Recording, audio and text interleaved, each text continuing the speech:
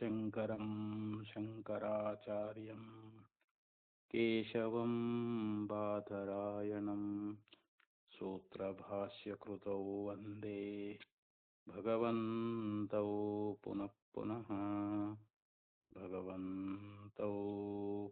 पुनः ಶ್ರೀಮಚ್ಛಂಕರ ಭಗವತ್ಪಾದಾಚಾರ್ಯರ ಜಗದ್ಗುರು ಸಿದ್ಧಾರೂಢ ಮಹಾಸ್ವಾಮಿಗಳವರ ಜಗದ್ಗುರು ಭಾರತೀ ಅಪ್ಪಾಜಿಯವರ ಪವಿತ್ರ ಚರಣಾರವಿಂದಗಳಲ್ಲಿ ಅನಂತ ಕೋಟಿ ಶಿರಸಾಷ್ಟಾಂಗ ಪ್ರಣಾಮವನ್ನು ಸಲ್ಲಿಸುತ್ತೇನೆ. ಶ್ರವಣಾಪೇಕ್ಷ ತಮ್ಮೆಲ್ಲರಿಗೂ ಅನೇಕ ಶರಣಾರ್ಥಿಗಳು. ಬ್ರಹ್ಮಸೂತ್ರ 1ನೇ ಅಧ್ಯಾಯ 2ನೇ ಪಾದ 7ನೇ ಅಧಿಕರಣ 28ನೇ ಸೂತ್ರ. ಸಾಕ್ಷಾದಪ್ಪ ವಿರೋಧಂ ಜೈಮಿನಿ. ಸಾಕ್ಷಾತ್ ಅಂದ್ರ ಇಲ್ಲಿ ನೇರವಾಗಿ ಅಂತ, ಅವಿರೋಧಂ ಜೈಮಿನಿ. ಜೈಮಿನಿ ಅನ್ನುವಂಥವ್ರೊಬ್ರು ಯಾರು ಮುನಿಗಳು, ಇವರು ಯತಿಗಳು.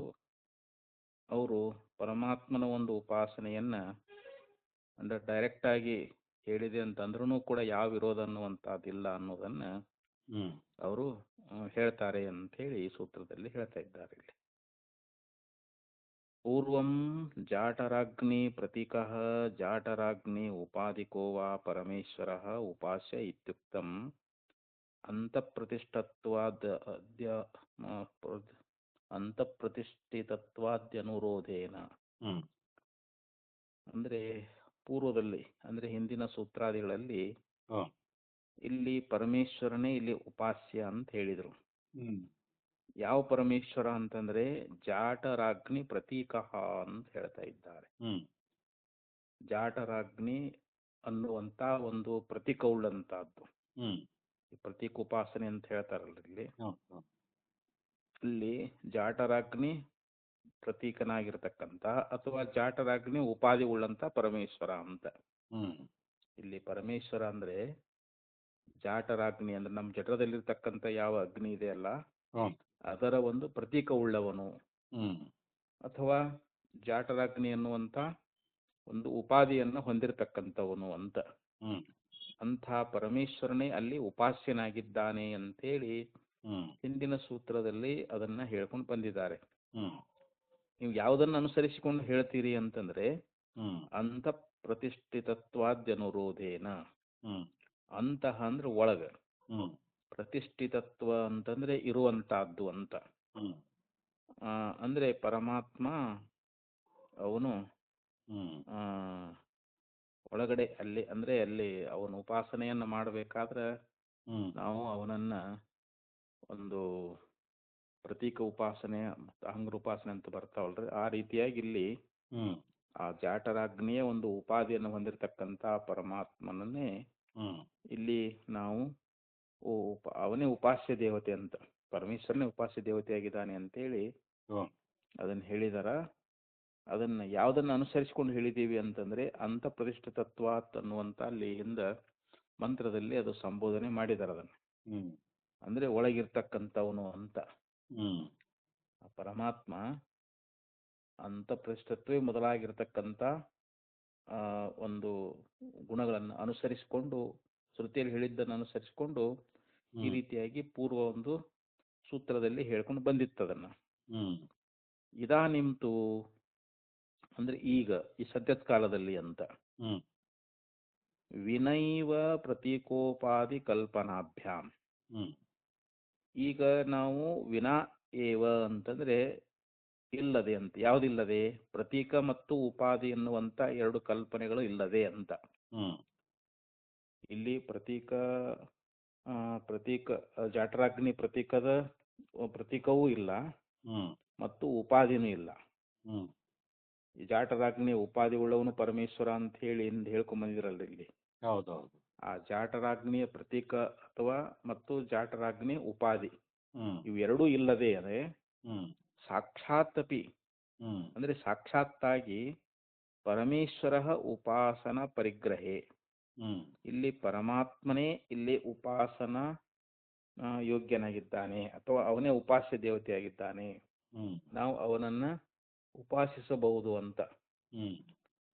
ಅಂದ್ರೆ ಪರಮಾತ್ಮನ ಒಂದು ಉಪಾಸನೆ ಎನ್ನುವಂತಹದ್ದನ್ನೇ ಇಲ್ಲಿ ಪ್ರತಿಪಾದನ ಮಾಡಿದ್ದಾರೆ ಅಂತ ನಾವು ಒಂದ್ ವೇಳೆ ಅದನ್ನ ಗ್ರಹಿಸಿದ್ರೂ ಕೂಡ ಪರಿಗ್ರಹೇ ನ ಕಶ್ಚಿತ್ ವಿರೋಧ, ಇಲ್ಲಿ ಯಾವುದೇ ವಿರೋಧ ಅನ್ನುವಂತಹದ್ದಿಲ್ಲ ಅಂತ ಹೇಳಿ ಹಿಂಗ ಜೈಮಿನಿ ಆಚಾರ್ಯೋ ಮನ್ಯತೆ, ಜೈಮಿನಿ ಆಚಾರ್ಯರು ಇದನ್ನ ಒಪ್ತಾ ಇದ್ದಾರೆ.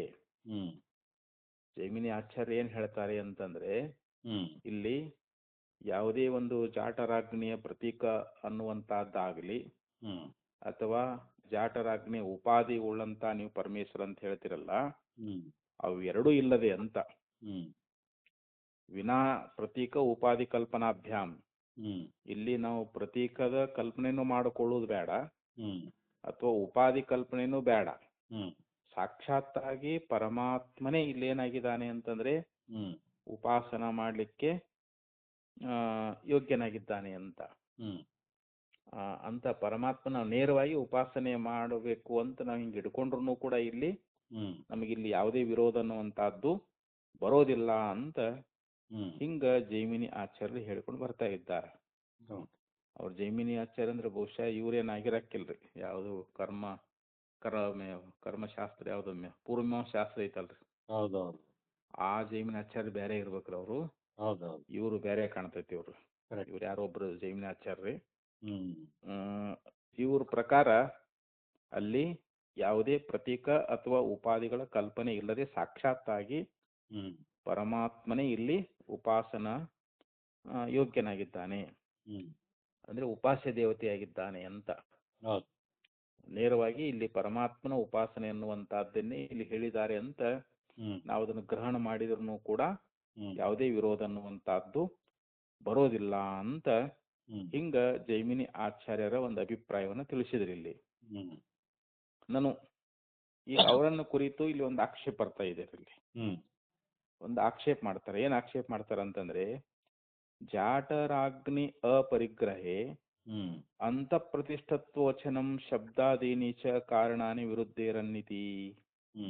ಇಲ್ಲಿ ನೀವು ಜಾಟರಾಗ್ನಿಯನ್ನ ನೀವು ಗ್ರಹಣ ಮಾಡದೇ ಹೋದ್ರೆ ಅಲ್ಲಿ ಅಂತ ಪ್ರತಿಷ್ಠತ್ವ ವಚನ ಅನ್ನುವಂತಹದ್ದು ಬಂದದಲ್ಲಿ, ಅಂದ್ರೆ ನಮ್ಮ ಶರೀರದೊಳಗ ಇರ್ತಕ್ಕಂತಹದ್ದು ಅನ್ನುವಂತಹದ್ದು ಒಂದು ವಚನ ಬಂದದಲ್ಲಿ, ಮತ್ತು ಶಬ್ದಾದಿಭ್ಯ ಅಂತ ಹಿಂದೆ ಬಂತಲ್ಲ ಹಿಂದಿನ ಸೂತ್ರದೊಳಗ, ಆ ಶಬ್ದಾದಿಗಳು ಅವುಗಳನ್ನು ಕೂಡ ಹೇಳ್ಕೊಂಡು ಬಂದಿದ್ದಾರೆ ಅಲ್ಲಿ. ಆ ಶಬ್ದಾದಿಗಳು ಆಗಲಿ ಕಾರಣಗಳಾಗ್ಲಿ ಶಬ್ದಾದೀನಿ ಕಾರಣಾನಿ ಅಂತ ಹೇಳಿದ್ರು ಅವರು. ಅಂತ ಪ್ರತಿಷ್ಠತ್ವ ಮೊದಲಾಗಿರ್ತಕ್ಕಂಥ ವಚನಗಳು ಮತ್ತು ಶಬ್ದವೇ ಮೊದಲಾಗಿರ್ತಕ್ಕಂಥ ಯಾವ ಕಾರಣ ಅದಾವಲ್ಲ ಮತ್ತು ಅವುಗಳಿಗೆ ವಿರೋಧ ಆಗ್ತೈತಲ್ಲ. ನೀವು ಜಾಟರಾಗ್ನಿಯನ್ನ ಗ್ರಹಣ ಮಾಡದೇ ಹೋಗ್ಬಿಟ್ರೆ ಈ ಅಂತ ಪ್ರತಿಷ್ಠತ್ವ ವಚನಕ್ಕೂ ಮತ್ತು ಶಬ್ದಾದಿ ಕಾರಣಗಳಿಗೆ ವಿರೋಧ ಅನ್ನುವಂತಹದ್ದು ಬರ್ತದಲ್ಲ ಅಂತ ಇಲ್ಲಿ ಆ ಜೈಮಿನಿ ಆಚಾರ್ಯನ ಕುರಿತು ಆಕ್ಷೇಪ. ಇಲ್ಲಿ ಜೈಮಿನಿ ಆಚಾರ್ಯನ ಕುರಿತು ಇಲ್ಲಿ ಆಕ್ಷೇಪ ಮಾಡ್ತಾ ಇದ್ದಾರೆ ಅವರು, ಅವ್ರನ್ನ ಕುರಿತು ಕೇಳ್ತಾ ಇದ್ದಾರೆ ಅಂತ. ಅದಕ್ಕೆ ಅತ್ರ ಉಚ್ಯತೆ, ನೋಡಪ್ಪ ಹಿಂಗ ಆಕ್ಷೇಪ ಮಾಡಿದ್ರೆ ಅದಕ್ಕೆ ನಾವು ಸಮಾಧಾನ ಕೊಡ್ತೀವಿ ಅಂತ ಹೇಳ್ತಾರ ಅವರು. ಏನ್ ಹೇಳ್ತಾರಂತಂದ್ರೆ ಅಂತ ಪ್ರತಿಷ್ಠತ್ವ ವಚನಂ ತಾವತ್ ನ ವಿರುದ್ಧತೆ. ಇಲ್ಲಿ ಅಂತ ಪ್ರತಿಷ್ಠತ್ವ ಅನ್ನುವಂತಹದ್ದು ಏನದಲ್ಲ ಅಂದ್ರೆ ಒಳಗಿರುವಂತಹದ್ದು ಅಂತ. ಅಂತ ಪ್ರತಿಷ್ಠಿತತ್ವ ಅಂದ್ರೆ ಏನು, ಒಳಗ ಇರುವಂತಹದ್ದು ಅಂತ. ಅದು ಯಾಕಂದ್ರೆ ಆತ್ಮ ಪರಮೇಶ್ವರ ಎಲ್ಲಾ ಕಡೆ ಪರಿಪೂರ್ಣ ಅದಾನ ಅವನು. ನಾವಿಲ್ಲಿ ಉಪಾಸನಾ ದೃಷ್ಟಿಯಿಂದ ಅವನನ್ನ ನಾವು ಒಳಗಿರ್ತಕ್ಕಂಥವನು ಅಂತ ಅಲ್ಲಿ ವಿಶೇಷವಾದ ಚೇತನ ಅಂತ. ಹೆಂಗ ಸಾಮಾನ್ಯ ಚೇತನ ಎಲ್ಲಾ ಕಡೆಯಲ್ಲಿ ಇರ್ತದ್ರಿ, ಆದ್ರೆ ವಿಶೇಷ ಚೇತನ ಅದು ತೋರ್ಬೇಕು ಅಂತಂದ್ರೆ ಅದಕ್ಕೊಂದು ಉಪಾಧಿ ಬೇಕಲ್ರಿ, ಅದಕ್ಕೆ ಒಂದು ಸ್ಥಾನ ಬೇಕಲ್ರಿ. ಇವಾಗ ಅದಕ್ಕದು ನಮ್ಮ ಹೃದಯದೊಳಗ, ನಮ್ಮ ಹೃದಯದಲ್ಲಿ ಇರುವಂತಹದ್ದು ಅಂತ. ಅದಕ್ಕೆ ಅಂತ ಪ್ರತಿಷ್ಠತ್ವಾದಿ ಅಂತೇಳಿ ಹೇಳ್ಕೊಂಡು ಬಂದ್ರು ಅವರು. ಆ ವಚನಕ್ಕ ಯಾವುದೇ ವಿರೋಧ ಅನ್ನುವಂತಹದ್ದು ಬರೋದಿಲ್ಲ ಅಂತ ಹೇಳ್ತಾನ. ಅಂತ ಪ್ರತಿಷ್ಠತ್ವ ವಚನಂ ತಾವತ್ ನ ವಿರುದ್ಧತೆ ಅಂತ. ಆ ಅಂತ ಆಗಿದ್ದಾನೆ ಪರಮಾತ್ಮ ಅಂತ ಏನ ಶ್ರುತಿಯಲ್ಲಿ ಹೇಳ್ಕೊಂಡ್ ಬಂದಾರಲ್ಲ, ಆ ವಚನ ಅನ್ನುವಂತಹದ್ದು ಇಲ್ಲಿ ವಿರೋಧ ಆಗೋದಿಲ್ಲ ಅಂತ. ಯಾವ್ದನ್ನ ನಾವು ಜಾಟರಾಗ್ನಿಯನ್ನ ನಾವು ಗ್ರಹಣ ಮಾಡದೇ ಹೋದರೆ, ಆ ಜಾಟರಾಗ್ನಿ ಅನ್ನುವಂತಹದ್ದು ಉಪಾಧಿ ಉಳ್ಳವನು ಅಂತೇನ ಹಿಂದ ಪೂರ್ವ ಪಕ್ಷ ಹೇಳಿದ್ನಲ್ರಿ ಅದು.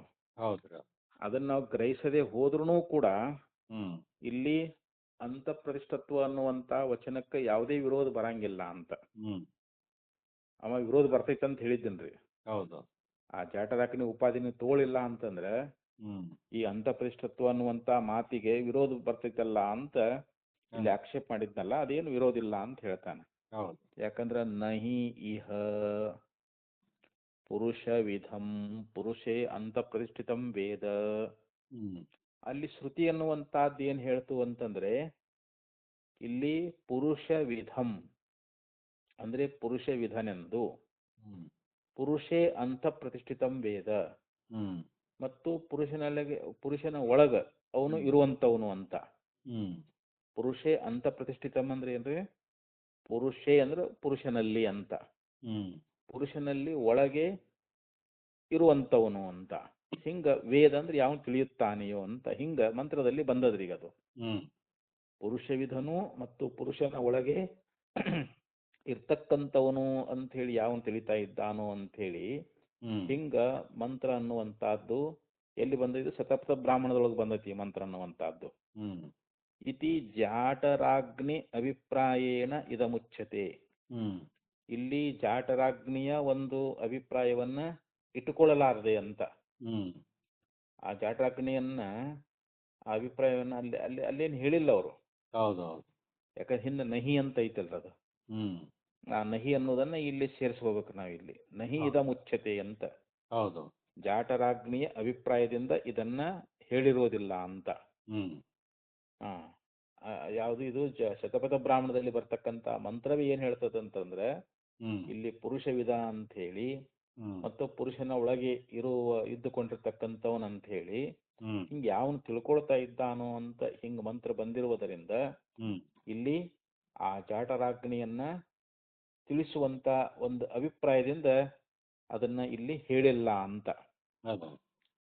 ಅಲ್ಲಿ ಜಾಟರಾಗ್ನಿಯ ಒಂದು ವಿಷಯವನ್ನ ತಿಳಿಸುವುದಕ್ಕೋಸ್ಕರವಾಗಿಯೇ ಈ ರೀತಿಯಾಗಿ ಮಂತ್ರ ಹೇಳ್ತದಂತ ನಾವು ತಿಳ್ಕೊಳ್ಬಾರದು. ಅಭಿಪ್ರಾಯದಿಂದ ಹೇಳೇ ಇಲ್ಲ ಅಂತ ಅದು ಶ್ರುತಿಯ ಒಂದು ಅಭಿಪ್ರಾಯವನ್ನ ಇಲ್ಲಿ ಹೇಳ್ತಾ ಇದ್ದಾರೆ ಅವರು. ಯಾಕಂತಂದ್ರೆ ತಸ್ಯ ಅಪ್ರಕೃತತ್ವಾತ್. ಯಾಕಂದ್ರೆ ಅಲ್ಲಿ ಅದಕ್ಕೊಂದು ಪ್ರಕೃತವಾಗಿರ್ತಕ್ಕಂಥದ್ದು ಅದು ಅಲ್ಲ ಅಂತ ಹೇಳ್ತಾರಲ್ಲಿ. ಅಲ್ಲಿ ಪ್ರಕೃತವಾಗಿರ್ತಕ್ಕಂಥ ವಿಷಯವೇ ಅಲ್ಲ ಅಂತ. ಆ ಜಾಟರಾಗ್ನಿಯನ್ನ ತಿಳಿಸ್ತಕ್ಕಂಥ ಅಭಿಪ್ರಾಯ ಅನ್ನುವಂತಹದ್ದು ಆ ಪ್ರಕೃತವಾಗಿರ್ತಕ್ಕಂಥ ವಿಷಯವೇ ಅಲ್ಲ ಅಂತ ಹೇಳ್ತಾ ಇದ್ದಾರೆ.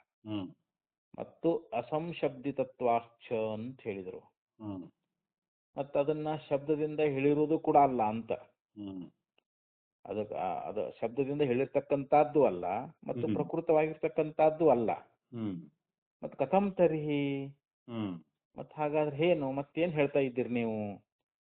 ಕಥಂ ತರ್ಹಿ ಅಂದ್ರೆ ಹೇಗೆ ಹೇಳ್ತಾ ಇದ್ದೀರಿ ಅಂತಂದ್ರೆ, ಯತ್ ಪ್ರಕೃತಂ ಮೂರ್ಧಾದಿ ಚುಪುಕಾಂತೇಷು ಪುರುಷಾವಯವೇಷು ಪುರುಷವಿಧತ್ವಂ ಕಲ್ಪಿತಂ ತದಭಿಪ್ರಾಯೇಣ ಇದಮುಚ್ಯತೆ. ಪುರುಷವಿಧಂ ಪುರುಷೇ ಅಂತ ಪ್ರತಿಷ್ಠಿತಂ ವೇದ ಇತಿ. ಇಲ್ಲಿ ಪುರುಷವಿಧನಾಗಿಯೂ ಮತ್ತು ಪುರುಷೇ ಅಂತ ಪ್ರತಿಷ್ಠಿತಂ ವೇದ ಅಂತ ಏನ ಬಂದೈತಲ್ಲ ಮಂತ್ರದಲ್ಲಿ, ಆ ಮಂತ್ರದಿಂದ ಏನ್ ಹೇಳಿದ್ರು ಅಂತಂದ್ರೆ, ಯತ್ ಪ್ರಕೃತಂ, ಇಲ್ಲಿ ಮೊದಲು ಪ್ರಕೃತವಾಗಿರತಕ್ಕಂಥದ್ದು ಯಾವುದು ಅಂತಂದ್ರೆ ಇಲ್ಲಿ ಮೂರ್ಧವೇ ಮೊದಲಾಗಿ ಅಂತ. ಇಲ್ಲಿ ಮೂರ್ಧಾದಿ ಚುಬುಕಾಂತೇಶು ಅಂತ ಐತಲ್ಲ ಮಂತ್ರದೊಳಗ, ಭಾಷ್ಯದಲ್ಲಿ ಬರ್ದಾರಲ್ಲ ಅವರು. ಮೂರ್ಧ ಅಂತಂದ್ರೆ ಇಲ್ಲಿ ನೆತ್ತಿ ಅಂತ ಹೇಳಿ ತೆಲಿಭಾಗ, ಅಲ್ಲಿಂದನೇ ಆದಿ ಅಂತ ಅಲ್ಲಿಂದ ಮೊದಲುಗೊಂಡು ಅಂತ. ಚುಬುಕ ಅಂದ್ರೆ ಗಲ್ಲ ಅಂತ, ಗಲ್ಲದ ಪರ್ಯಂತರವಾಗಿ ಅಂತ. ಆ ಮೂರ್ಧವ್ಯ ಮೊದಲಾಗಿ ಗಲ್ಲದ ಪರ್ಯಂತರವಾಗಿ ಪುರುಷಾವಯವೇಶು, ಇಲ್ಲಿ ಪುರುಷನ ಒಂದು ಅವಯವಗಳಲ್ಲಿ ಅಂತ. ಪುರುಷ ವಿಧತ್ವಂ ಕಲ್ಪಿತಂ, ಆ ಪುರುಷನ ಒಂದು ವಿಧಾನ ಅನ್ನುವಂತಹದ್ದನ್ನ ಅಲ್ಲಿ ಕಲ್ಪಿಸಿದ್ದಾರೆ ಅಂತ. ಅದೇ ಇಲ್ಲಿ ಪ್ರಕೃತವಾಗಿರ್ತಕ್ಕಂಥದ್ದು ಅಂತ. ಪುರುಷಾವಯೇಷು ಪುರುಷ ವಿಧತ್ವಂ ಕಲ್ಪಿತಂ ತದಭಿಪ್ರಾಯೇಣ ಇದಮುಚ್ಯತೆ. ಅದರ ಒಂದು ಅಭಿಪ್ರಾಯವನ್ನೇ ಇಲ್ಲಿ ಹೇಳ್ತಾ ಇದ್ದಾರೆ ಅಂತ. ಏನಂತ? ಅವನು ಪುರುಷವಿದನೆಂತ ಮತ್ತು ಪುರುಷನಲ್ಲಿ ಒಳಗೆ ಇರುವಂತವನು ಅಂತೇಳಿ ಹಿಂಗೆ ಯಾವನ್ ತಿಳ್ಕೊಳ್ತಾನೆ ಅಂತೇಳಿ ಹಿಂಗೆ ಶ್ರುತಿ ಅನ್ನುವಂಥದ್ದು ಹೇಳ್ಕೊಂಡು ಬಂದದ ಅಂತ ಅದು ಹೇಳಿದ್ರೆ ಇಲ್ಲಿ ಪ್ರಕೃತವಾಗಿರ್ತಕ್ಕಂಥದ್ದು ಯಾವುದು ಅಂತಂದ್ರೆ ಮೂರ್ಧವೇ ಮೊದಲುಗೊಂಡು ಗಲ್ಲದ ಪರ್ಯಂತರವಾಗಿರತಕ್ಕಂಥ ಆ ಪುರುಷನ ಅವಯವಗಳಲ್ಲಿ ಆ ಪುರುಷ ವಿಧತ್ವ ಅನ್ನುವಂಥದ್ದನ್ನ ಇಲ್ಲಿ ಕಲ್ಪಿಸಲಾಗಿದೆ ಅಂತ ಅದರ ಅಭಿಪ್ರಾಯದಿಂದಲೇ ಇದನ್ನು ಹೇಳ್ತಾ ಇದ್ದಾರಂತ. ಯಾವುದು ಪುರುಷ ವಿಧನಾಗಿಯೂ ಪುರುಷನ ಒಳಗೆ ಇರುವಂತವನಾಗಿಯೂ ಯಾವನು ಹೀಗೆ ತಿಳಿಯುತ್ತಾನೆ ಅಂತ ಹೇಳಿ ಮಂತ್ರ ಅನ್ನುವಂತಹದ್ದು ಹೇಳ್ಕೊಂಡು ಬಂದದ ಅಂತ ಹೇಳಿದ್ರು ಅವರು. ಯಥಾ ವೃಕ್ಷೇ ಶಾಖಾಂ ಪ್ರತಿಷ್ಠಿತಾಂ ಪಶ್ಯತಿ ಇತಿ ತದ್ವತ್. ಅದಕ್ಕೊಂದು ಉದಾಹರಣೆ ಕೊಡ್ತಾರೆ. ಈಗ ಒಂದು ದೊಡ್ಡ ಮರ ಅನ್ನುವಂತಹದ್ದು ಅದನ್ನು ತಿಳ್ಕೊಡ್ರಿ. ಆ ಮರದೊಳಗ ಅನೇಕ ಟೊಂಗೆಗಳು ಇರ್ತಾವ ನೋಡ್ರಿ. ಟೊಂಗೆ ಟಿಸರುಗಳೆಲ್ಲ ಬಿಟ್ಟಿರ್ತಾವಲ್ಲ ಅದ್ರಾಗ, ಅದಕ್ಕೆ ಶಾಖೆಗಳು ಅಂತ ಕರೀತಾರ. ಅದನ್ನ ಸಂಸ್ಕೃತದೊಳಗ ಶಾಖಾಂ ಅಂತ ಹೇಳಿದ್ರು. ಯಥಾ ವೃಕ್ಷೆ ಅಂದ್ರೆ ಯಥಾ ಅಂದ್ರೆ ಹೇಗೆ, ವೃಕ್ಷ ಅಂದ್ರೆ ಮರದಲ್ಲಿ ಅಂತ. ವೃಕ್ಷ ಅಂತೂ ಕರೀತಾರ, ಮರ ಅಂತೂ ಕರೀತಾರೆ. ಇವಾಗ ಗಿಡಗಳು ಅಂತದಲ್ಲ, ಗಿಡ ಸಣ್ಣಿದ್ರೆ ಗಿಡ, ದೊಡ್ಡ ಇದ್ರೆ ಮರಗಳು ಅಂತ ಕರೀತಾರ. ಆ ಮರಗಳಲ್ಲಿ ಶಾಖಾಂ ಪ್ರತಿಷ್ಠಿತಾಂ ಪಶ್ಯತಿ. ಶಾಖಾಂ ಅಂತಂದ್ರೆ ಏನು, ಇಲ್ಲಿ ಟೊಂಗೆಗಳು ಕೊಂಬೆಗಳು ಇರುವುದನ್ನ ಇಲ್ಲಿ ಪ್ರತಿಷ್ಠಿತಾಂ ಅಂದ್ರೆ ಇರುವಂತಹದ್ದನ್ನ ಪಶ್ಯತಿ ಅಂದ್ರೆ ನೋಡುತ್ತಾನೆ ಅಂತ. ನೋಡುತ್ತಾನೆ ಅಂದ್ರೆ ಇಲ್ಲಿ ತಿಳಿಯುತ್ತಾನೆ ಅಂತ ಅರ್ಥ ಮಾಡ್ಕೋಬೇಕು ನಾವಿಲ್ಲಿ. ಆ ವೃಕ್ಷದಂದ್ರೆ ಮರಗಳಲ್ಲಿ ಶಾಖೆಗಳು ಇರುವುದನ್ನ ತಿಳಿಯುತ್ತಾನೆ ಅಂತ ಹೇಳಿ ಹಿಂಗ ಒಂದು ವಾಕ್ಯ ಅನ್ನುವಂತಹದ್ದು ಬರ್ತದಲ್ಲಿ. ಇತಿ ಅಂತ ಈ ಪ್ರಕಾರವಾಗಿ ತದ್ವತ್ ಹಾಗೆ ಅಂತ ಅರ್ಥ ಇಲ್ರಿ. ಅಂದ್ರೆ ಯಾವ ರೀತಿಯಾಗಿ ಮರದಲ್ಲಿ ಕೊಂಬೆ ಇರುವುದನ್ನ ತಿಳಿಯುತ್ತಾನೆ ಅಂತೇಳಿ ಹೆಂಗ್ ಹೇಳಿರ್ತಾರೋ ಅದರಂತೆ ಇದು ಅಂತ ತಿಳ್ಕೊಬೇಕಿಲ್ರಿ. ಅಂದ್ರೆ ಇದನ್ನ ಟಿಪ್ಪಣಿಯೊಳಗೆ ಬರೆದಾರ ಅವರು. ಈ ಕಲ್ಪನೆಗೆ ಮೂಲವಾಗಿರತಕ್ಕಂತ ಶ್ರುತಿ ಅನ್ನುವಂತಹದ್ದನ್ನ 31ನೇ ಸೂತ್ರದೊಳಗ ಭಾಷ್ಯದಲ್ಲಿ ಉದಾಹರಣೆ ಕೊಟ್ಟಿದ್ದಾರೆ ಅವರು. ಯಾಕಂದ್ರೆ ಆ ಪುರುಷನ ಅವಯವಗಳಲ್ಲಿ ಆ ವೈಶ್ವಾನರನ ಅವಯವಗಳನ್ನ ಸಂಪಾದನ ಮಾಡಿ ಆ ಪುರುಷ ವಿಧತ್ವವನ್ನ ಅಲ್ಲಿ ಕಲ್ಪಿಸಿದ್ದಾರೆ ಅಂತ. ಅದನ್ನೇ ಈ ಶ್ರುತಿಯಲ್ಲಿ ಹೇಳೈತಿ ಅಂತ ಹೇಳ್ತಾರೆ ಅವರು.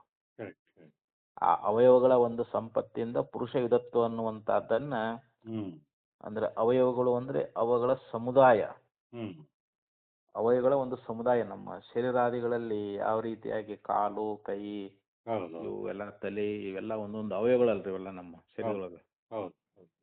ನಮ್ದು ತಲಿನ ಬ್ಯಾರೆ, ಕಣ್ಣುಗಳ ಬ್ಯಾರೆ, ಕಿವಿನ ಬ್ಯಾರೆ, ಗಲ್ಲನ ಬ್ಯಾರೆ, ಹಿಂಗ ಹೃದಯನೇ ಬ್ಯಾರೆ, ಹಿಂಗೆಲ್ಲ ಅವಯವಗಳು ಅದಾವಲ್ರಿ ಅವು. ಆ ಅವಯವಗಳಂತೆ ಅಂತ ಇಲ್ಲಿ ಅದನ್ನೇ ಇಲ್ಲಿ ಹೇಳ್ಕೊಂಡು ಬಂದ್ರ ಅವರು. ಅಂದ್ರೆ ಆ ಶ್ರುತಿಯಲ್ಲಿ ಹೇಳಿರ್ತಕ್ಕಂಥ ಅದಕ್ಕೆ ಅವಯವ ಸಂಪತ್ತಿಯಿಂದ ಅಲ್ಲಿ ಪುರುಷದತ್ವ ಅನ್ನುವಂತಹದ್ದು ಅದನ್ನ ಹೇಳ್ತಾ, ಅವಯವಗಳು ಆ ಅವಯವದ ಸಮುದಾಯ ಅನ್ನುವಂತಹದ್ದು. ಶರೀರದಲ್ಲಿ ಕೊಂಬೆಗಳು ಮರದಲ್ಲಿರುವಂತೆ ಅಂತ. ಹೆಂಗ ಕೊಂಬೆಗಳು ಮರದಲ್ಲಿ ಹೆಂಗ ಅದಾವೋ ಹಂಗ ಅವಯವ ಸಮುದಾಯಗಳು ನಮ್ಮ ಶರೀರದೊಳಗ ಅದಾವಂತ. ಎಲ್ಲಾ ಅವಯವಗಳು ಕೂಡ ಒಂದು ಶರೀರ ಆಗೈತಲ್ರಿ. ಅಲ್ಲಿ ಹೆಂಗ ಎಲ್ಲಾ ಕೊಂಬೆಗಳು ಕೂಡ ಒಂದು ಮರ ಅನ್ನುವಂಥದ್ದು ಆಗೈತಲ್ಲ, ಹಂಗ ಇಲ್ಲಿ ಎಲ್ಲಾ ಅವಯವಗಳು ಸೇರಿ ಇದೊಂದು ಶರೀರ ಇದ್ದಂಗ ಅಂತ. ಅದನ್ನ ತಿಳ್ಕೊಳ್ಳೋ ಸಲುವಾಗಿ ಇಲ್ಲಿ ಅಂತ ಪ್ರತಿಷ್ಠತ್ವ ಅಂತ ಹೇಳ್ಕೊಂಡ್ ಬಂದಿದಾರ ಅಂತ. ಅಂತ ಅಂದ್ರೆ ಒಳಗೆ ಇರ್ತಕ್ಕಂತಹದ್ದು ಅಂತ. ನಮ್ಮ ಶರೀರದ ಒಳಗಿರ್ತಕ್ಕಂತಹದ್ದೇ ಇಲ್ಲಿ ಪರಮೇಶ್ವರ ಅಂತ. ಅದನ್ನ ಹೇಳ್ಕೊಂಡ್ ಬಂದ್ರು. ಅಥವಾ ಯಹ ಪ್ರಕೃತಃ ಪರಮಾತ್ಮ ಅಧ್ಯಾತ್ಮಂ ಅಧಿದೈವತಂ ಚ ಪುರುಷವಿದತ್ವೋಪಾಧಿ. ಇಲ್ಲಿ ಪ್ರಕೃತವಾಗಿರತಕ್ಕಂತಹದ್ದು ಯಾವುದಪ್ಪ ಅಂತಂದ್ರೆ ಇಲ್ಲಿ ಪರಮಾತ್ಮ ಅಂತ. ಆ ಪರಮಾತ್ಮ ಹೇಗಿದ್ದಾನೆ ಅಂತಂದ್ರೆ ಅಧ್ಯಾತ್ಮಂ ಅಧಿದೈವತಂ ಚ. ಇಲ್ಲಿ ಅಧ್ಯಾತ್ಮ ಮತ್ತು ಅಧಿದೈವತ ಈ ಪುರುಷ ವಿಧತ್ವ ಉಪಾಧಿಗಳಿಂದ ಕೂಡಿಕೊಂಡಿರ್ತಕ್ಕಂಥ ಪರಮಾತ್ಮ ಅಂತ ಇಲ್ಲಿ.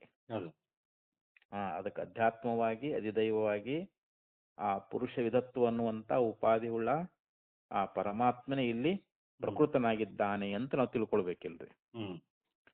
ಅಥವಾ ಯಹ ಪ್ರಕೃತಃ ಪರಮಾತ್ಮ ಅಧ್ಯಾತ್ಮಂ ಅಧಿದೈವತಂ ಚ ಪುರುಷ ವಿಧತ್ವೋಪಾಧಿ ಅಂತ. ಅಧ್ಯಾತ್ಮವಾಗಿ ಅಧಿದೈವತವಾಗಿ ಪುರುಷ ವಿಧತ್ವ ಉಪಾಧಿ ಉಳ್ಳವನಾಗಿ ಪ್ರಕೃತನಾಗಿರ್ತಕ್ಕಂಥ ಯಾವ ಪರಮಾತ್ಮನಿದ್ದಾನೆಯೋ ಅಂತ. ಅವನೇ ಪ್ರಕೃತ ಅಂತ ಇಲ್ಲಿ ಪರಮಾತ್ಮನೇ. ಆ ಪರಮಾತ್ಮನಿಗೆ ಇವೆಲ್ಲ ಉಪಾಧಿ ಅಂತ. ಯಾವ್ದು ಅಧ್ಯಾತ್ಮ ಅಧಿದೈವವಾಗಿ ಪುರುಷ ವಿಧತ್ವ ಅನ್ನುವಂತ ಉಪಾಧಿ ಉಳ್ಳಂತ ಪರಮಾತ್ಮನೇ ಇಲ್ಲಿ ಪ್ರಕೃತನಾಗಿದ್ದಾನೆ ಅಂತೇಳಿ ಹಿಂಗ ಭಾಷೆಯಲ್ಲಿ ತಿಳಿಸಿದೆ ಇವಾಗಿಲ್ಲಿ. ಯತ್ ತಸ್ಯ ಯತ್ ಕೇವಲಂ ಸಾಕ್ಷಿ ರೂಪಂ ತದಭಿಪ್ರಾಯಣ ಇದಮುಚ್ಯತೆ.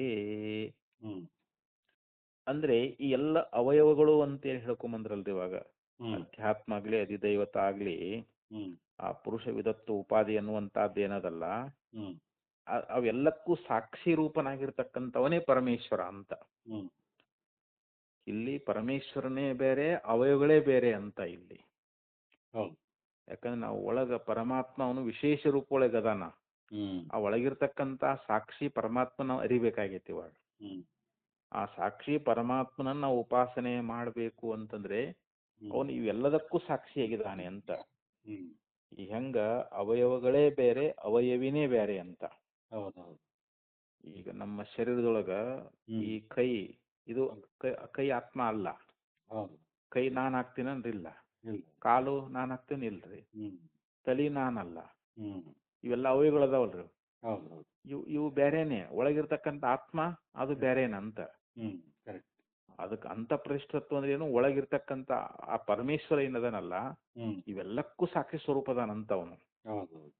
ಆ ಮೂರ್ಧಾದಿಗಳ ಅವಯವಗಳನ್ನು ಹೇಳ್ಕೊಂಬಂದ್ರಲ್ರಿ ಈಗ ಶ್ರುತಿಯೊಳಗ. ಪುರುಷ ಅಂತ ಪ್ರತಿಷ್ಠಿತಂ ವೇದ ಅಂತ ಏನು ಮಂತ್ರದಲ್ಲಿ ಬಂದೈತಲ್ಲ, ಅದು ಒಳಗಿರ್ತಕ್ಕಂಥ ಯಾವ ಸಾಕ್ಷಿ ಪರಮಾತ್ಮನನ್ನೇ ತಿಳಿಸ್ಬೇಕು ಅನ್ನುವಂತ ಅಭಿಪ್ರಾಯದಿಂದಲೇ ಅಲ್ಲಿ ಶ್ರುತಿ ಹೇಳೈತಿ ಅಂತಲ್ಲಿ. ಶ್ರುತಿ ಅನ್ನುವಂತಹದ್ದು ಅಲ್ಲಿ ಸಾಕ್ಷಿ ಪರಮಾತ್ಮ ತಿಳಿಸ್ಕೊಡ್ಬೇಕಾಗೈತಿ ನಾವು. ಅಂದ್ರೆ ಇವೆಲ್ಲ ಕಾರ್ಯರೂಪವಾಗಿರ್ತಕ್ಕಂಥ ಈ ಉಪಾಧಿಗಳು ಎಲ್ಲ ದೇಹಾದಿಗಳ ಉಪಾಧಿಗಳೆಲ್ಲ ಇವು. ಈ ಉಪಾಧಿ ರಹಿತನಾಗಿರ್ತಕ್ಕಂಥ ನಿರುಪಾಧಿಕನಾಗಿರ್ತಕ್ಕಂಥ ಪರಮೇಶ್ವರ ಅಂತ. ಅದಕ್ಕೆ ಯತ್ ಕೇವಲಂ ಸಾಕ್ಷಿ ರೂಪಂ ಅಂತ. ಈ ಎಲ್ಲ ಉಪಾಧಿಗಳಿಗೆ ಸಾಕ್ಷಿಯಾಗಿರ್ತಕ್ಕಂಥವನೇ ಪರಮಾತ್ಮ ಅಂತ. ಆ ಒಂದು ಅಭಿಪ್ರಾಯವನ್ನೇ ಇಟ್ಟುಕೊಂಡೇ ಇಲ್ಲಿ ಪುರುಷ ವಿಧ ಅಂತ ಹೇಳಿ, ಅಂದ್ರೆ ಪುರುಷ ಒಳಗೆ ಇರುವಂತವನು ಅಂತ ಹಿಂಗ್ ಯಾರು ತಿಳ್ಕೊಳ್ತಾರೆ ಅಂತ ಅಲ್ಲಿ ಶ್ರುತಿ ಅನ್ನುವಂತಹದ್ದು ಬೋಧ ಮಾಡ್ಕೊಂಡು ಬಂದದ ಅಂತ ಹೇಳಿದ್ರಿ. ಈಗ ಇನ್ನ ಮತ್ತ ಮುಂದಿನ ಭಾಷ್ಯದಲ್ಲಿ ಹೇಳ್ತಾ ಇದ್ದಾರ, ಇಲ್ಲಿ ವೈಶ್ವಾನರ ಮತ್ತು ಅಗ್ನಿ ಅನ್ನುವಂತ ಇವೇನ್ ಹೆಸರುಗಳದಾವಲ್ಲ, ಮತ್ತು ಅವುಗಳಿಗೆ ಗಾರ್ಹಪತ್ಯಾದಿಗಳ ಕಲ್ಪನೆಗಳಿಗೂ ಗತಿ ಅನ್ನುವಂತಹದ್ದನ್ನ ಮುಂದಿನ ಭಾಷ್ಯ ಭಾಗದಲ್ಲಿ ಹೇಳ್ತಾರ ಅವರು. ನಿಶ್ಚಿತೇ ಚ ಪೂರ್ವಾಪರ ಆಲೋಚನಾ ವಶೇನ ಪರಮಾತ್ಮ ಪರಿಗ್ರಹೇ ತದ್ವಿಷಯೇವ ವೈಶ್ವಾನರ ಶಬ್ದ ಕೇನಚಿತ್ ಯೋಗೇನ ವರ್ತಿಷ್ಯತೆ ಅಂತ ಹೇಳ್ತಾರೆ. ನಿಶ್ಚಿತೇಚ ಅಂದ್ರೆ ಇಲ್ಲಿ ನಿಶ್ಚಯ ಮಾಡಿರ್ತಕ್ಕಂಥದ್ದು, ನಿಶ್ಚಯ ಮಾಡುವಂತಹದ್ದು ಅಂತ. ಏನಂತ?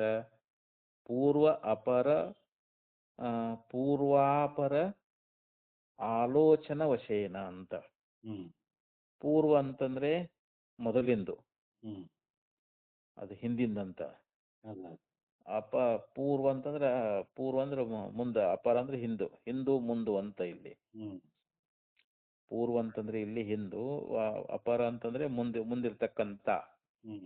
ಆಲೋಚನಾ ವಶೇನ ಅಂದ್ರೆ ಆಲೋಚನೆ ಅಂದ್ರೆ ಇಲ್ಲಿ ವಿಚಾರಗಳು ಅಂತ.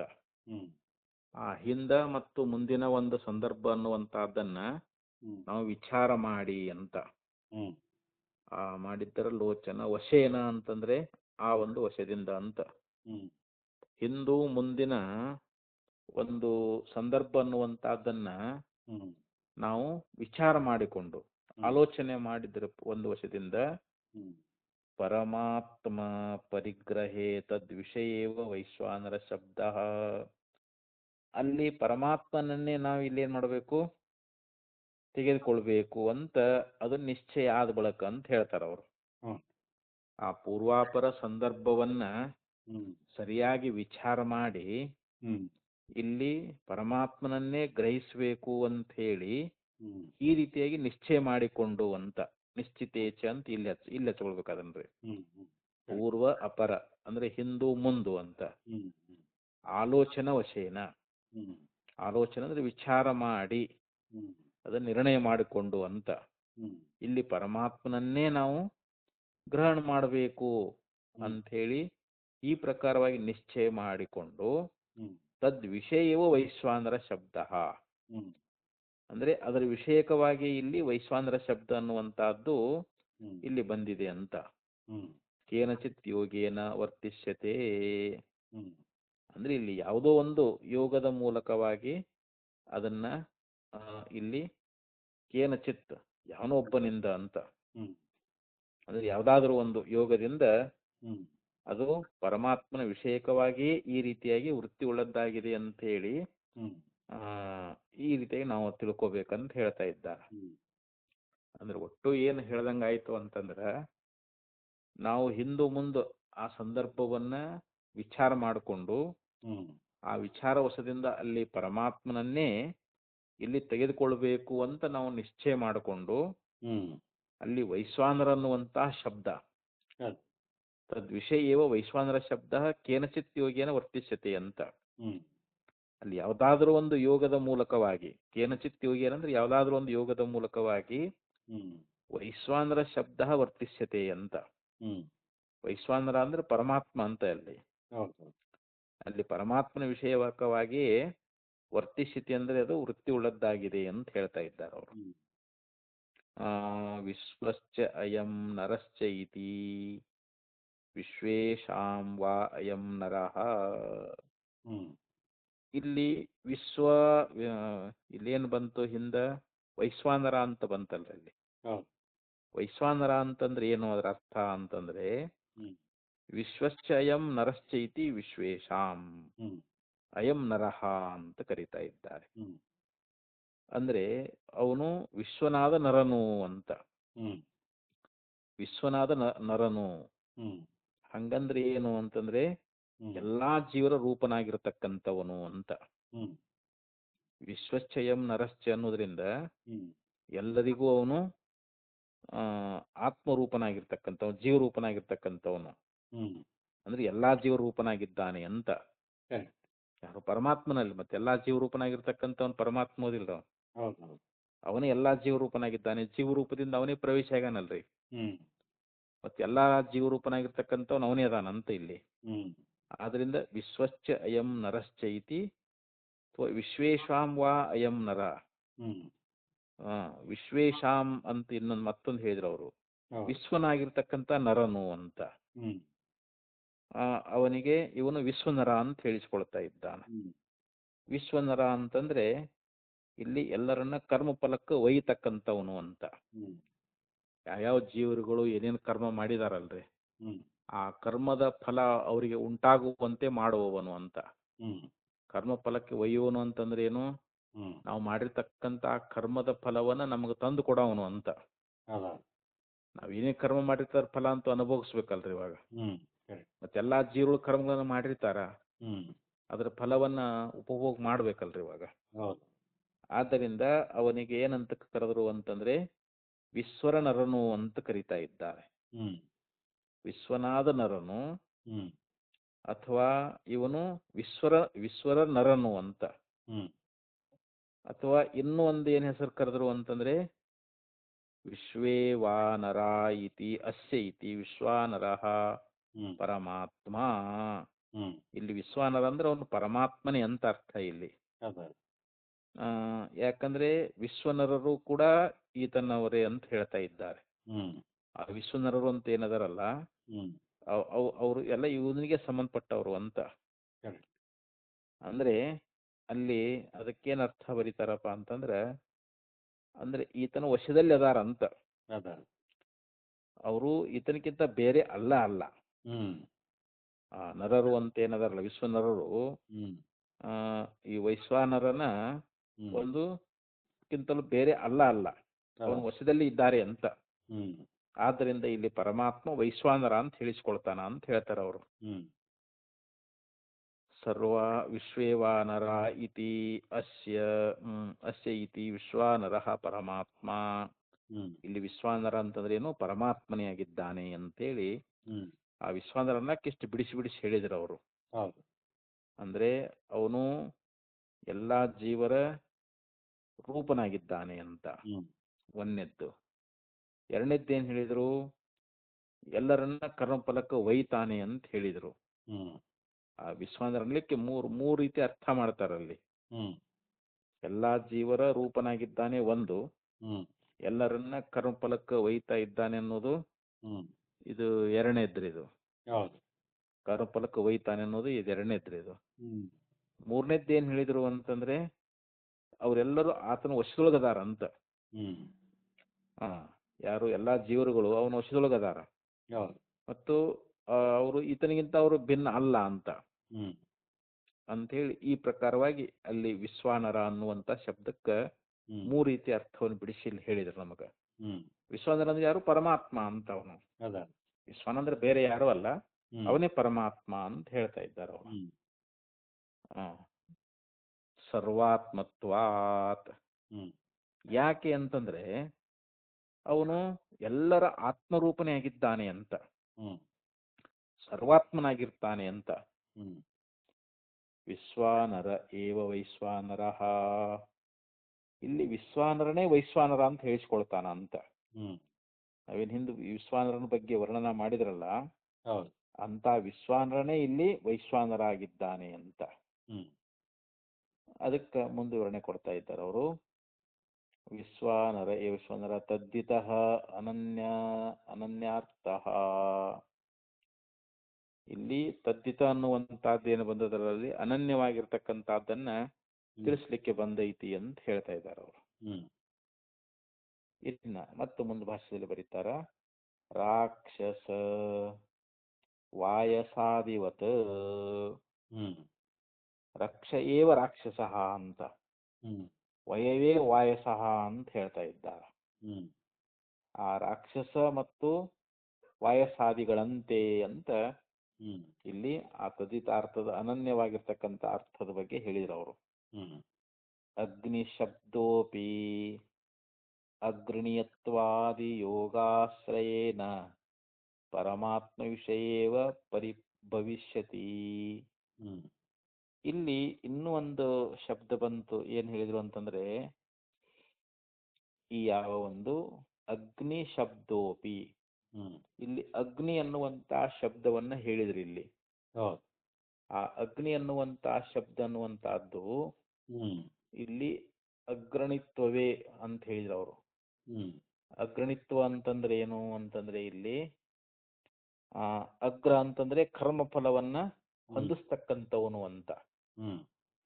ಕರ್ಮಫಲ ಹೊಂದಿಸ್ತಕ್ಕಂಥವನು ಯಾರು? ಪರಮಾತ್ಮನಲ್ರಿ. ಇವಾಗ ಅಗ್ನಿ ಅಂತ ನಾವು ಯಾಕೆ ಶಬ್ದ ಪ್ರಯೋಗ ಮಾಡ್ತೀವಿ ಅಂತಂದ್ರೆ, ಅಗ್ನಿ ಅನ್ನೋ ಶಬ್ದಕ್ಕೆ ಏನಪ್ಪ ಅರ್ಥ ಅಂತಂದ್ರ, ಅಗ್ರ ಅಂದ್ರೆ ಕರ್ಮಫಲ, ಅದನ್ನ ಹೊಂದಿಸ್ತಕ್ಕಂಥವನೇ ಅಗ್ನಿ ಅಂತ.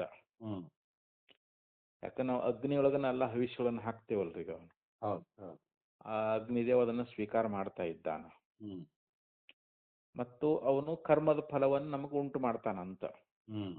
ಆ ಕರ್ಮ ಫಲವನ್ನು ಹೊಂದಿಸುವುದರಿಂದ ಅವನಿಗೆ ಅಗ್ನಿ ಅಂತ ಕರೀತಾ ಇದ್ದಾರೆ. ಅದನ್ನ ಇಲ್ಲಿ ಮುಂದಿಟ್ಟುಕೊಂಡು ಆ ಫಲಕ್ಕ ಕರೆದುಕೊಂಡು ಹೋಗ್ತಾನ, ಆದ್ದರಿಂದ ಅವನಿಗೆ ಅಗ್ನಿ ಅಂತ ಕರೆದ್ರು ಇಲ್ಲಿ. ಈ ರೀತಿ ಅಗ್ನಿ ಅನ್ನುವಂತ ಶಬ್ದ ಅಗ್ನಿತ್ವವೇ ಮುಂತಾಗಿರ್ತಕ್ಕಂಥ ಯೋಗವನ್ನ ಇಲ್ಲಿ ಆಶ್ರಯಿಸಿದರೆ ಇಲ್ಲಿ ಪರಮಾತ್ಮ ವಿಷಯವೇ ಆಗ್ತದ ಅಂತೇಳಿ ಇಲ್ಲಿ ಭಾಷ್ಯದಲ್ಲಿ ಹೇಳ್ತಾ ಇದ್ದಾರೆ ಅವರು. ಅಗ್ರಣೀತ್ವಾದಿ ಯೋಗಾಶ್ರಯೇನ ಪರಮಾತ್ಮ ವಿಷಯೇವ ಭವಿಷ್ಯತಿ. ಅಲ್ಲಿ ಅಗ್ನಿತ್ವೇ ಮುಂತಾಗಿರ್ತಕ್ಕಂಥ ಯೋಗವನ್ನ ಆಶ್ರಯಿಸಿ ಅದು ಪರಮಾತ್ಮ ವಿಷಯಕವಾಗಿ ಆಗ್ತದ ಅಂತ ಆಚಾರ್ಯ ಭಾಷ್ಯದಲ್ಲಿ ಹೇಳ್ಕೊಂಡು ಬಂದ್ರು. ಅಂದ್ರೆ ಇಲ್ಲಿ ಅಗ್ನಿತ್ವೇ ಮುಂತಾಗಿರ್ತಕ್ಕಂಥ ಒಂದು ಯೋಗ, ಆ ಯೋಗವನ್ನ ಆಶ್ರಯಿಸಿದ್ದಾದ್ರೆ ಅಲ್ಲಿ ಪರಮಾತ್ಮ ವಿಷಯವೇ ಆಗ್ತೈತಿ ಅಂತ. ಮತ್ ಇನ್ನೂ ಒಂದು ಮಾತು ಹೇಳ್ತಾ ಇದ್ದಾರೆ ಅವರು.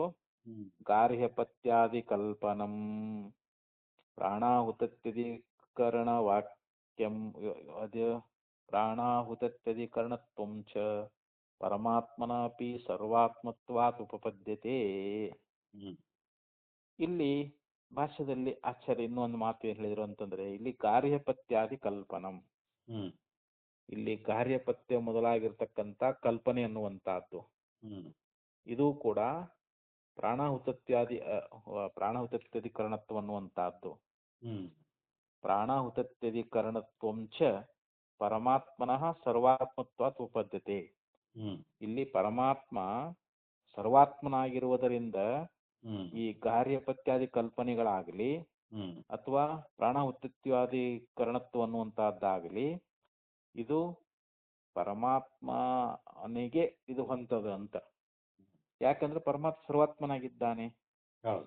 ಪರಮಾತ್ಮ ಸರ್ವಾತ್ಮನಾಗಿರುವುದರಿಂದ ಈ ಕಾರ್ಯಪತ್ಯಾದಿಗಳ ಕಲ್ಪನೆ ಮತ್ತು ಪ್ರಾಣಹುತತ್ಯಾಧಿಕರಣತ್ವ ಅನ್ನುವಂತಹದ್ದು ಇವು ಎರಡೂ ಕೂಡ ನಾವು ಪರಮಾತ್ಮ ಅಂತ ಇಟ್ಕೊಂಡಾಗಲೇ ಇದು ಹೊಂದ್ಗಡೆ ಆಗ್ತೈತಿ ಅಂತ ಹೇಳ್ತಾನೆ. ಇವು ಪರಮಾತ್ಮನಿಗೆ ಹೊಂತಾವಂತಿವು ಇವು ಎರಡು, ಆ ಕಾರ್ಯಪತ್ಯಾದಿ ಕಲ್ಪನಾ ಮತ್ತು ಪ್ರಾಣಹುತತ್ಯಾಧಿಕರಣತ್ವ ಅನ್ನುವಂತಹದ್ದು. ಯಾಕ ಪರಮಾತ್ಮ ಸರ್ವಾತ್ಮನಾಗಿರುವುದರಿಂದ ಅವನಿಗೇನೆ ಇವು ಹೊಂದ್ಗಡೆ ಆಗ್ತವೆ ಅಂತ ಹೇಳಿದ್ರು ಅವರು ಇಲ್ಲಿ. ಅಂದ್ರೆ ಇದು ಶತಪಥ ಬ್ರಾಹ್ಮಣದಲ್ಲಿ ಬರ್ತಕ್ಕಂತ ಒಂದು ಪರಮೇಶ್ವರನ ಉಪಾಸನೆಯನ್ನೇ ಇಲ್ಲಿ ಹೇಳಿದ್ದಾರೆ ಅಂತ. ಒಟ್ಟು ಇಲ್ಲಿ ನಮಗೆ ಸಾಧನ ಮಾಡಿರೋದನ್ನು ನಮಗೆ ಇಲ್ಲಿ ಏನ್ ಸಾಧನ ಮಾಡಿ ತೋರಿಸಿದ್ರು ಅಂತಂದ್ರೆ, ಆ ಶತಪಥ ಬ್ರಾಹ್ಮಣದಲ್ಲಿ ಇರ್ತಕ್ಕಂತ ಪರಮೇಶ್ವರನ ಒಂದು ಉಪಾಸನೆ ಅನ್ನುವಂತಹದ್ದು ಏನೈತಲ್ಲ ಅದನ್ನೇ ಇಲ್ಲಿ ಸಾಧಿಸಿದ್ದಾರೆ ಅಂತ. ಈ ಛಾಂದೋಗ್ಯೋಪನಿಷತ್ನಲ್ಲಿ ಇರ್ತಕ್ಕಂತ ಯಾವ ಲಿಂಗಗಳು ಕೂಡ ಅದು ಪರಮಾತ್ಮನಿಗೆ ಪರಮೇಶ್ವರನಿಗೆ ಆಗ್ತವೆ ಅಂತ ಇಲ್ಲಿ ಹೇಳಿದ್ದಾರೆ ಅಂತ. ಈ ಪ್ರಕೃತದಲ್ಲಿ ಏನ ಛಾಂದೋಗ್ಯೋಪನಿಷತ್ತಿನ ಮಂತ್ರ ಬಂತಲ್ರಿ, ಅದು ಆ ಮಂತ್ರದಲ್ಲಿ ಆ ಲಿಂಗಗಳನ್ನು ಹೇಳಿದಾರಲ್ಲ ಅದು ಪರಮೇಶ್ವರನಿಗೆ ಆಗ್ತಾವಂತ ಆ ಲಿಂಗಗಳು, ಇಲ್ಲಿ ಬೇರೆ ಇಟ್ಕೊಳ್ಳಿಕ್ಕೆ ಬರೋದಿಲ್ಲ ಅಂತ ಹೇಳಿ ಹಿಂಗ ಈ ವಿಚಾರವನ್ನು ಹೇಳ್ಕೊಂಡು ಬಂದ್ರು. ಇನ್ನ ಕಥಂ ಪುನಃ ಪರಮೇಶ್ವರ ಪರಿಗ್ರಹೇ ಪ್ರಾದೇಶ ಮಾತ್ರ ಶ್ರುತಿ ಉಪಪದ್ಯತೆ ಇತಿ ತಾಂ ವ್ಯಾಖ್ಯಾತುಂ ಆರಭತೆ. ಇಲ್ಲಿ ಪ್ರಾದೇಶ ಮಾತ್ರ ಅಂತ ಬಂದದ್ರಿ ಅದ್ರಾಗ ಶ್ರುತಿಯೊಳಗ. ಕಥಂ ಪುನಃ ಪರಮೇಶ್ವರ ಪರಿಗ್ರಹೇ, ಯಾಕಂದ್ರೆ ಪರಮೇಶ್ವರ ಅವನು ವ್ಯಾಪಕ ಅಂತ, ಅವನು ಪರಿಪೂರ್ಣವನು, ಅವನು ಸರ್ವಂತರ್ಯಾಮಿ, ಆಕಾಶದಂತೆ ಎಲ್ಲಾ ಕಡೆಯಲ್ಲಿ ಪರಿಪೂರ್ಣನಾಗಿದ್ದಾನೆ. ಆದ್ರೆ ಇಲ್ಲಿ ನೀವು ಒಂದು ಪ್ರಾದೇಶ ಮಾತ್ರವನ್ನ ಶ್ರುತಿ ಹೇಳ್ತದಲ್ಲಿ, ಯಾಕಂದ್ರೆ ಹೃದಯದೊಳಗ ಅಂತ ಹೃದಯ ಪೂರ್ವದಲ್ಲಿ ಹೇಳಿದ್ರಲ್ಲ ಅಂತ, ಯಾವ್ದ್ರ ಅದ್ರ ಪೂರ್ವದಲ್ಲಿ ಸೂತ್ರದಲ್ಲಿ ಬಂತಲ್ರ ಅದು, ಸೂತ್ರದಲ್ಲಿ ಏನ ಬಂತಲ್ರದಾಗ ಅಂತ ಪ್ರತಿಷ್ಠತ್ವ ಅಂತ ಬಂತಲ್ಲ ಅದು. ಅಂತ ಪ್ರತಿಷ್ಠತ್ವ ಅನ್ನುವಂತಹದ್ದು ಏನೈತಲ್ಲ ಅಂದ್ರೆ ಒಳಗಿರ್ತಕ್ಕಂಥವನು ಅಂತ. ಮತ್ ಪರಮಾತ್ಮ ಒಳಗದಾನ ಅಂದ ಬಳಕ ಮತ್ತೆ ಅಲ್ಲಿ ಒಂದು ಪ್ರದೇಶವನ್ನು ಹೇಳ್ದಂಗ ಆಯ್ತಲ್ಲ, ಅವನಿಗೆ ಒಂದು ಸ್ಥಾನ. ಆ ಪರಮೇಶ್ವರನನ್ನ ನಾವು ತಗೊಂಡಾಗ ಅಲ್ಲಿ ಪ್ರಾದೇಶ ಮಾತ್ರ ಅಂತ, ಪ್ರಾದೇಶ ಮಾತ್ರ ಶ್ರುತಿ, ಆ ಪ್ರಾದೇಶ ಮಾತ್ರವನ್ನ ಹೇಳ್ತಕ್ಕಂತ ಶ್ರುತಿ ಅನ್ನುವಂತಹದ್ದು ಕಥಂ ಉಪಪದ್ಯತೆ, ಇದು ಹೆಂಗ ಹೊಂದುಗಡೆ ಆಗ್ತದ ಅಂತ. ಯಾಕಂದ್ರೆ ಪರಮೇಶ್ವರ ನೋಡಿದ್ರೆ ಅವನು ನಿರುಪಾಧಿ, ನಿರಾಕಾರ, ನಿರವಯವ, ಸರ್ವವ್ಯಾಪಕ, ಎಲ್ಲಾ ಪರಿಪೂರ್ಣನಾಗಿ ಇರುವಂತ ಪರಮಾತ್ಮನಿಗೆ ನೀವು ಒಂದು ಪ್ರದೇಶದಲ್ಲಿ ಇದ್ದಾನೆ ಅಂತ ನೀವು ಹೆಂಗ್ ಹೇಳ್ತೀರಿ, ಒಳಗಿದ್ದಾನೆ ಅಂತ ಹೇಳ್ತಾ ಇದ್ದೀರಲ್ಲ, ಆ ಒಂದು ಪ್ರಾದೇಶವನ್ನು ಒಂದು ಪರಿಚ್ಛಿನ್ನವಾಗಿರ್ತಕ್ಕಂತ ಒಂದು ಸ್ಥಾನವನ್ನ ನೀವು ಯಾವ ರೀತಿಯಾಗಿ ನೀವು ಕಲ್ಪಿಸ್ಕೊಂಡು ಹೇಳ್ತಾ ಇದ್ದೀರಿ ಅಂತ. ಕಥಂ ಉಪಪದ್ಯತೆ ಅಂತ ಈ ರೀತಿಯಾಗಿ ಆಕ್ಷೇಪ ಅನ್ನುವಂತಹದ್ದು ಮಾಡಿದ್ರ ಅದಕ್ಕೆ ತಾಂ ವ್ಯಾಖ್ಯಾತುಂ ಆರಭತೆ, ಅದನ್ನು ನಾವು ವಿವರಣೆ ಕೊಡ್ತಾ ಇದ್ದೀವಿ, ಅದನ್ನು ಪ್ರಾರಂಭ ಮಾಡ್ತೀವಿ ಅಂತ ಹೇಳ್ತಾರೆ.